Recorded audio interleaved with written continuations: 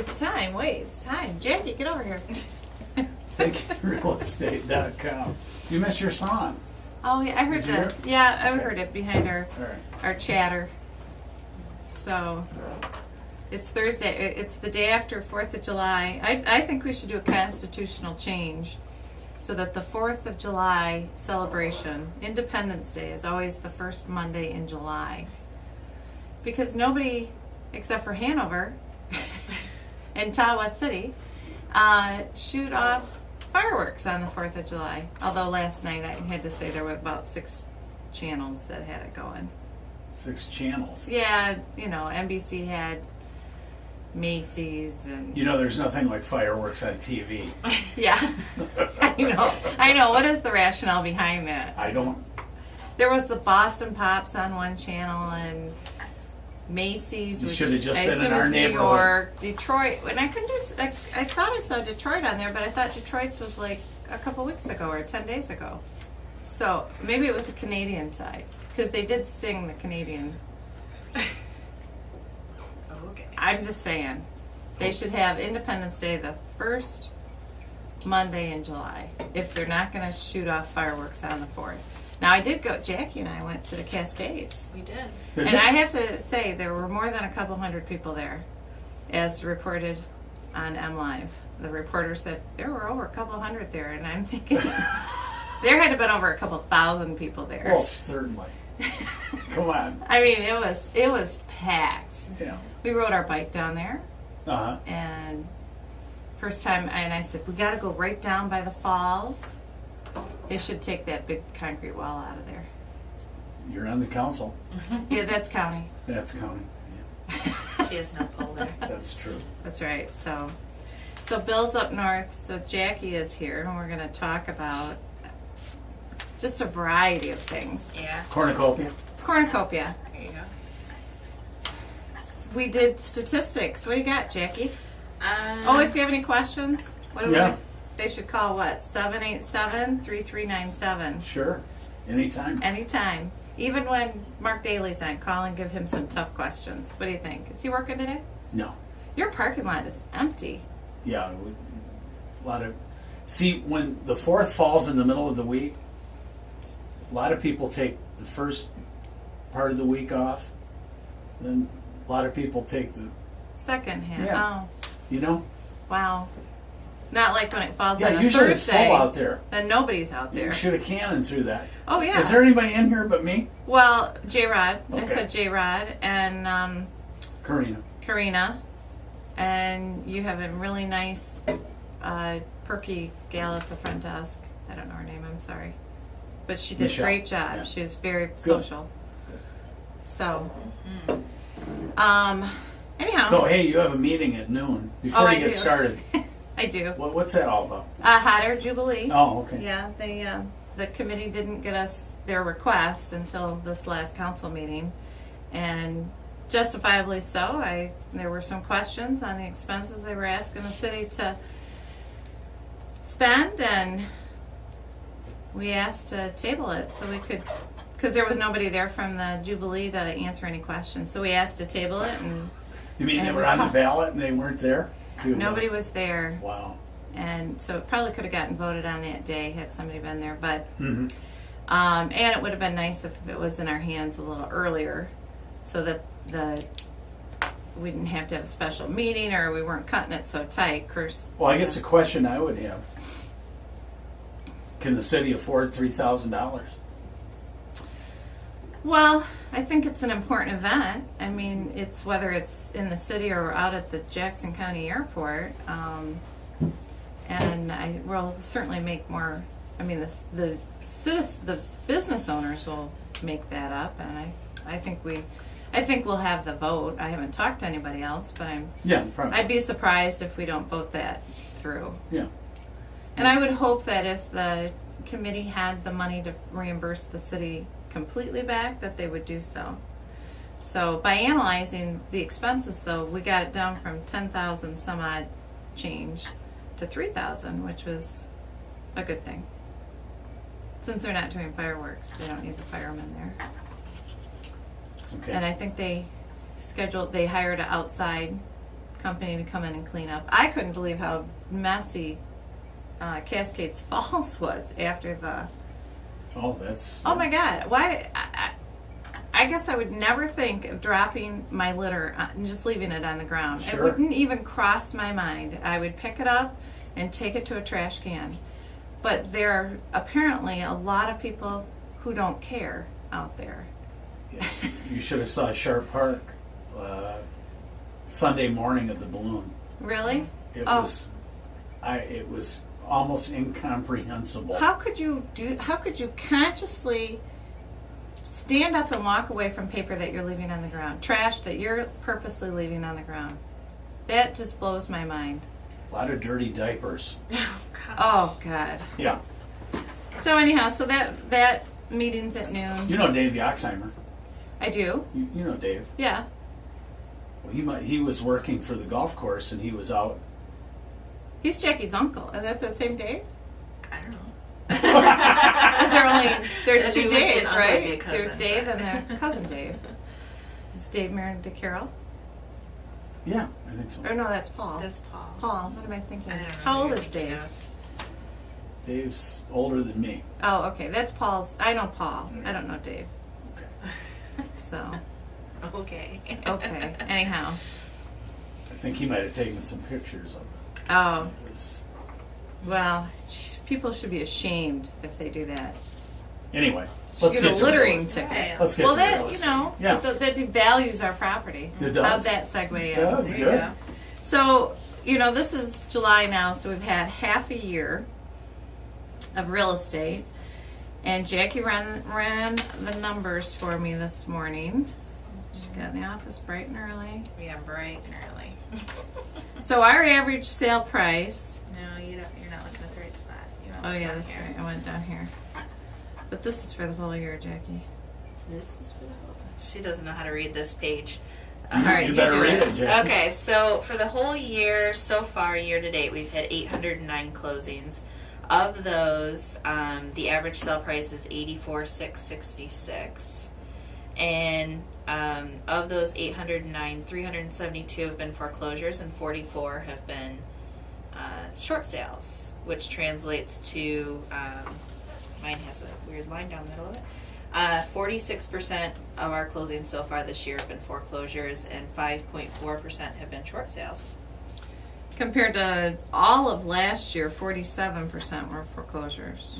Well, and then, okay, so this same time frame last year, we had 715 closings. From So we June. have 809 so far. Yep, so so- more houses are selling Yep. The average sale price last year was $72,418. compared to 84,600. Yep, so we're up, yay. A lot. Last year we had 394 foreclosures closed by this time, with an average sale price of $46,832. And right now we got 378 with an average price of 54,600. And then short sales last year we had 45 with an average price of $84,176. And this year we have 44 with an average price of 73,900. So the short sales have gone down. So what this tells me is that we're leveling off. We're seeing fewer Getting better. foreclosures. Yeah, we're seeing a lot fewer foreclosures. In fact, I don't know about you, Jackie, but I'm getting phone calls and emails of, send me a list of foreclosures. Well, if you want us to send you a list of foreclosures, you're not going to have a good choice, good Yeah. pickings out I there. always tell people, we just send you everything because you might get a better deal with a non-foreclosure than you would a. Right. Even a short sale's better, in my opinion, for the most, if you're patient, to buy a short sale because the seller's typically living there, the house is better maintained. You can talk to somebody to find out what the issues are of the property prior to buying it, and you're still going to get a good price. So it's about 50-50. Yeah. And- Yeah, it's about. Traditional sellers, we've got almost 49% of our sales are traditional people. Normal people like you and me, if you want to call us normal. Of course, we don't have our houses for sale. So we have a lot more buyers though right now than we have sellers out there. Really? You probably didn't pull the number of listings, did you? No, I didn't. So we need listings. Call us. We'll be happy to come out and give you a price on your properties. Right. I guess we're going to kind of talk about some of our transactions and maybe some of the issues that we're seeing. One thing I'm seeing are people buying foreclosures and then they turn around and sell them. And they need to be careful that they're investing the right monies into the property so that they're not going to lose money. In other words, you buy a foreclosure. Yeah. Let's say it's 50,000. Well, let's say it's 10,000. Okay. Okay. All right. And then that's probably in an area where it's going to be a first-time home buyer. They renovate it, Yeah. whatever it needs, and then they put it back on the market. They got to be careful that they're not, one, they're putting it on a market that the person can buy it. If that's probably going to be a first-time home buyer, and those first-time home buyers are going to have to qualify for a mortgage unless they're willing to take a land contract, carry a land contract on the property. And we're finding fewer and fewer people willing to take a land I've contract. seen a lot fewer land contracts this year than last year. Yeah, and then we are seeing more people qualify for mortgages, though. Mm-hmm. And I'm not sure. Actually, a lot of cash right now. Of our deals, more than half of them have been cash. So, Oh yeah, look at that.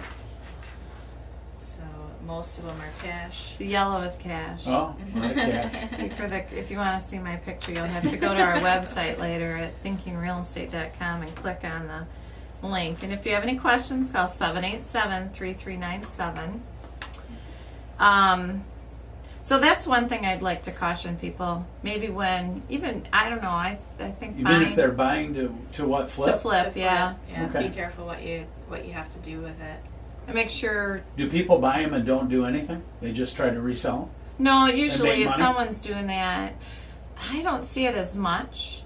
But you've seen it. I've seen it. Oh yeah, we Occasionally, saw it. All, boy, the investors were all over the place a couple of years ago. Harder now to do that.